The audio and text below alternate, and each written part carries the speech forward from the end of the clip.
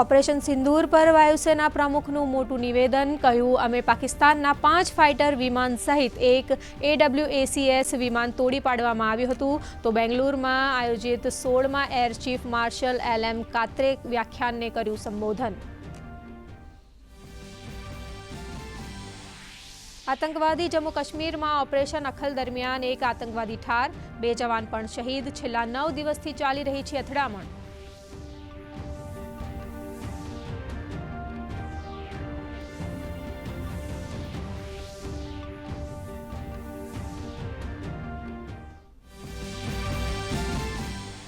પ્રધાનમંત્રી નરેન્દ્ર મોદીના નેતૃત્વ હેઠળ ભારતનું સંરક્ષણ ઉત્પાદન રેકોર્ડ સ્તરે પહોંચ્યું.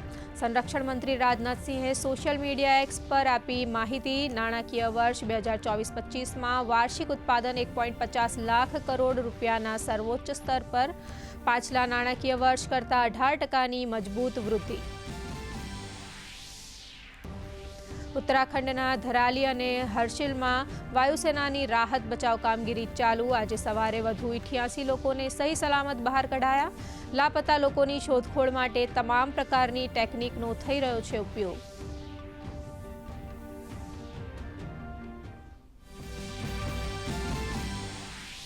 ભાઈ બહેનના અતૂટ સ્નેહના પ્રતીક સમા પર્વ રક્ષાબંધનની આજે દેશભરમાં થઈ રહી છે ઉજવણી.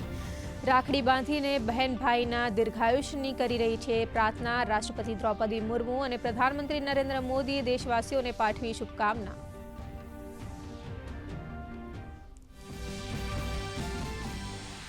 ગાંધીનગરમાં રાજભવન ખાતે મુખ્યમંત્રી ભૂપેન્દ્ર પટેલની ઉપસ્થિતિમાં રક્ષાબંધન પર્વની ઉજવણી. લઘુમતી સમાજની બહેનોની પણ કાર્યક્રમમાં ખાસ ઉપસ્થિતિ. શાળાના વિદ્યાર્થીઓએ ઓપરેશન સિંદૂર અને પ્રધાનમંત્રી નરેન્દ્ર મોદીના સુશાસનની ઝાંખી કરાવતી 100 ફૂટ લાંબી રાખડી રજૂ કરી. મુખ્યમંત્રી ભૂપેન્દ્ર પટેલ સુરતના માંડવી ખાતે ભગવાન બિરસા મુંડાની 150મી જન્મ જયંતિમાં રહ્યા ઉપસ્થિત. કહ્યું, રાજ્ય સરકાર વનબંધુને વિશ્વબંધુ બનાવવા કટિબદ્ધ. તો આવનાર તહેવારોમાં વધુમાં વધુ સ્થાનિક ઉત્પાદનની ખરીદી કરી સ્વદેશી ઉત્પાદનોને વેગ આપવા કર્યું આહવાન.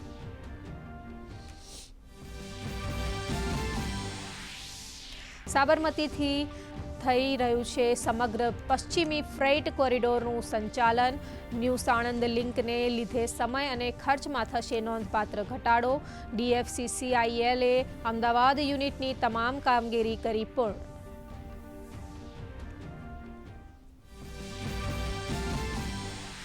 દિલ્હી NCRમાં ભારે વરસાદને લીધે ઠેર ઠેર ભરાયા પાણી. હવાઈ વ્યવહાર પણ પ્રભાવિત.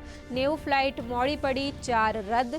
સમગ્ર ઉત્તર ભારતમાં આજે દિવસભર વરસાદનું એલર્ટ. તો ગુજરાતમાં હવામાન વિભાગની હળવા વરસાદની આગાહી.